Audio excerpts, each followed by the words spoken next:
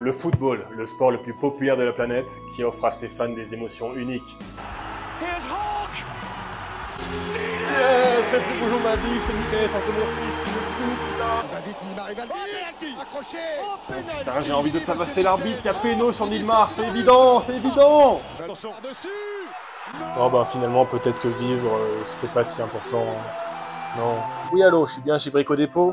Je vais vous prendre la corde la plus solide et votre plus beau tabouret. Merci, Sylvie. Merci. Allez, non, c'est toi qui raccroche. Non, c'est toi qui...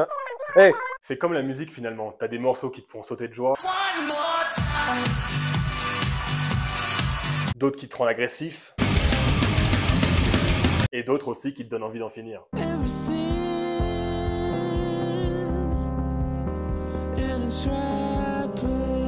Mais du coup, quand on mixe le foot et la musique, ça donne quoi? Normalement, ça devrait être un cocktail d'émotions jamais connu auparavant. Une expérience hors du commun qui peut changer le cours de tête? Non, pas vraiment, ça va pas être ça, non. Attendez, je regarde ce qu'on a.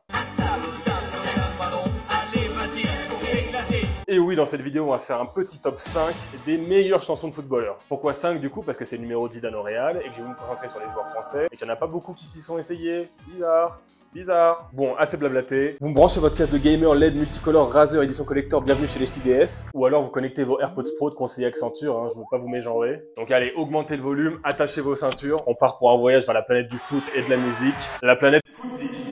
Planète musique.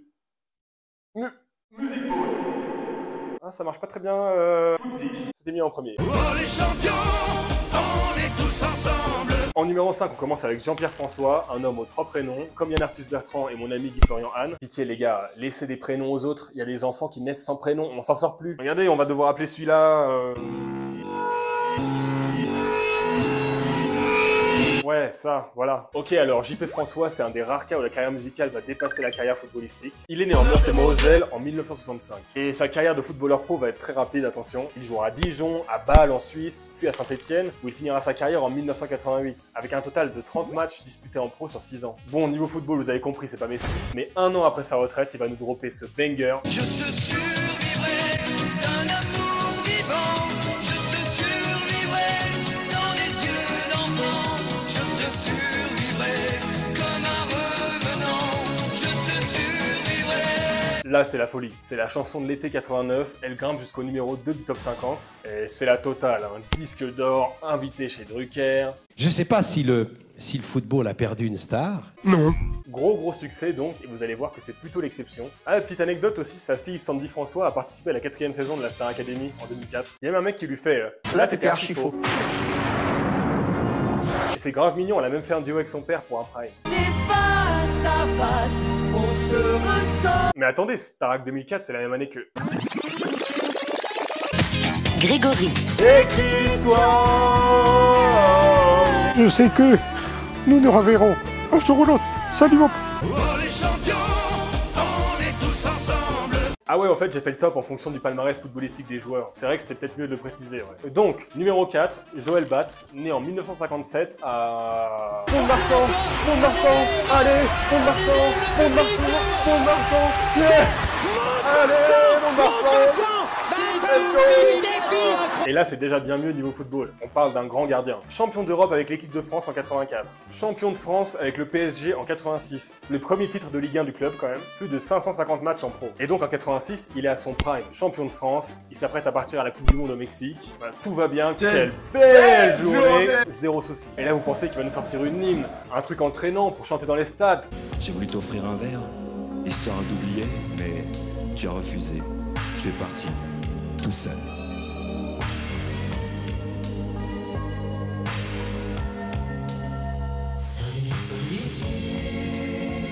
Et non, c'était un poème écrit à lui-même sur sa solitude depuis la rupture avec sa femme. Ah là là, quelle mauvaise journée, que des soucis finalement. Le choix artistique assez fort, qui malheureusement ne va pas payer, c'est un bon gros flop. Mais bon, au moins il a tenté, il a fait une grande carrière footballistique à côté, et qui va lui en vouloir? Pas moi, pas vous, et certainement pas Elisabeth Légendaire. Que de souvenirs! Je me souviens quand Joël Batz était gardien de but à Auxerre et qu'il allait brûler un cierge avant chaque match en l'église Saint-Etienne. Dommage qu'il ne soit pas resté longtemps à Auxerre, un grand footballeur, et surtout un bon gardien et un grand monsieur, on ne peut pas l'oublier. Vraiment légendaire. Oh les champions, on est tous ensemble.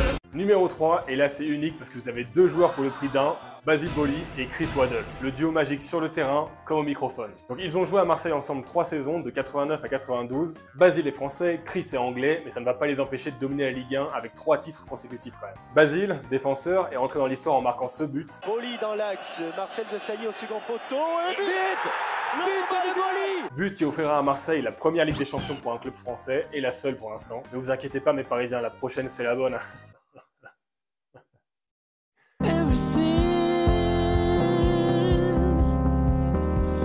De son côté, Chris Waddle est reconnu comme un des meilleurs joueurs anglais de sa génération et surtout un des rares à avoir réussi en dehors de son pays. Donc pour l'instant, on a vu que carrière bof égale énorme banger et grosse carrière égale poésie sur la solitude. Mais là, du coup, deux grosses carrières, c'est forcément...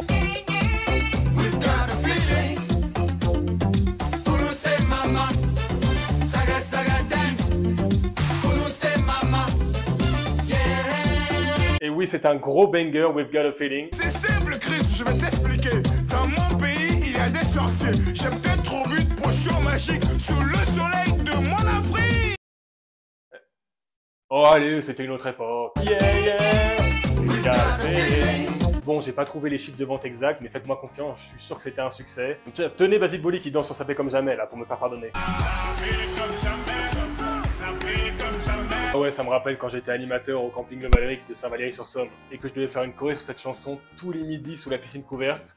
Cette piscine couverte exactement. Tous les midis pendant tout l'été. Et je sais pas pourquoi je vous raconte ça. C'est bien, on est bien là, on parle un peu. Ça va, 2 minutes. Oh les champions, on est tous ensemble. Numéro 2. Bon, là, on arrive sur du très lourd. Milieu offensif, un toucher de balle incomparable. Champion du monde 98. Il a brillé en France comme en Italie. Il a joué avec Ronaldo. Là, vous l'avez compris, je parle bien sûr de Youri Djorkaeff. Et oui, Youri Djorkaeff, surnommé le Snake, parce que... J'ai donné un effet au ballon qui fait que la trajectoire, elle est comme ça, quoi. Et alors Thierry Henry, lui, il a un nom de serpent aussi, on l'appelle l'anaconda, mais c'est pas pour les mêmes raisons, vous savez ça. Mais pourquoi? Parce qu'il a une grosse bite.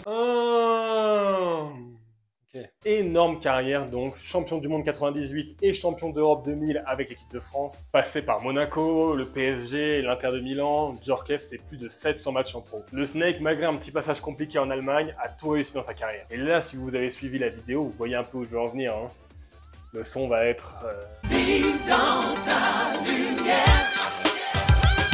Princesse, tant de choses nous séparent, ma vie c'est le hasard. J'ai tatoué sur mes bras, tagué dans ma mémoire le dessin de nous deux, le duo de tes yeux. Bon ok, c'est du MC Solar de Wish. En même temps, ça sort en 2000, c'était la hype du rap, je comprends, mais bon, c'est quand même pas foufou mon Snake. Hein. Wow. Oh, ok, t'énerve pas Yuri, t'inquiète, je veux pas de problème, on kiffe le son, il est super le son, t'inquiète. Viens, dis-moi dans ma lumière. Ouais, viens. Viens, dis-moi dans ma lumière. Ok, j'arrive. 2 petites secondes, je suis en train de tourner la vidéo, 2 petites secondes. Bon, pendant que je me remets de mes blessures, bonus round, je vous parle des footballeurs musiciens étrangers. Alors, Memphis Depay, joueur hollandais, notamment passé par l'Olympique Lyonnais et le Barça, lui, il a carrément une chaîne YouTube dédiée au rap, il prend ça très au sérieux. Son clip No Love a même plus de 19 millions de vues sur YouTube. Franchement, bravo. Je pense que cette vidéo-là va faire environ 20 millions, mais après, c'est pas une compétition, t'inquiète. Hein. Ensuite, Kevin Prince Boateng, joueur ghanéen, qui a lui aussi tenté le rap et a rajouté $2 dans son nom pour l'occasion. On s'écoute 5 secondes du son parce que c'est nul. Allez hop, j'ai menti, même pas 5 secondes. De toute façon, je voulais juste le mettre dans la vidéo pour vous rappeler son but de fou contre le Barça en Champions League.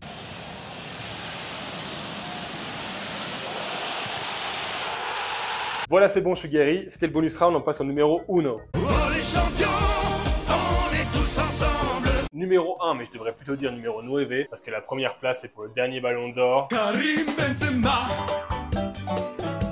Karim Benzema. Karim Benzema. Là, il vole pas sa première place, un palmarès de grand malade. Vous êtes prêts? Attention, c'est parti. 4 championnats de France, 1 Coupe de France, 4 Ligas, 2 Coupes du Roi, 5 Coupes du Monde des clubs, et surtout 5 Ligues des Champions, mais putain, c'est n'importe quoi. Et le Ballon d'Or en 2022 pour couronner le tout. Et en équipe de France alors? Zéro. Zéro. Bon, pas grave, on n'est pas là pour juger sur les performances de toute façon. Ici, ce qui nous intéresse, c'est la musique. Et dans ce domaine-là, KB9 côtoie les plus grands. Il est quand même pote avec Booba, Drake, Rihanna, mais surtout Diablo X9. Oh putain, Oh putain de sa mère, Diablo X9. Et donc, qui va-t-il choisir pour faire un son parmi ces légendes de l'industrie? Eh ben, c'est Rof en 2010. Et attention, ça va vite. De la Ligue 1 à la Liga, faut que je perce, transperce les filets du Barça sans cesse que je presse. Fais-moi la passe là, je soulèverai la coupe, check ça, ce soir on fête ça. Ah non, non, juste ça pour finir le top, ça m'arrange pas du tout là. Non, non, non, tu déconnes, tu mérites pas d'avoir rencontré Diablo X9, c'est bon.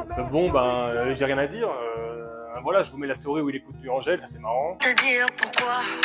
Regarde comment je souris. Son sûr, il est sale celui-là. Je veux savoir. Qu'est-ce que je peux vous mettre d'autre de marrant? Tiens, le chat Benzema là.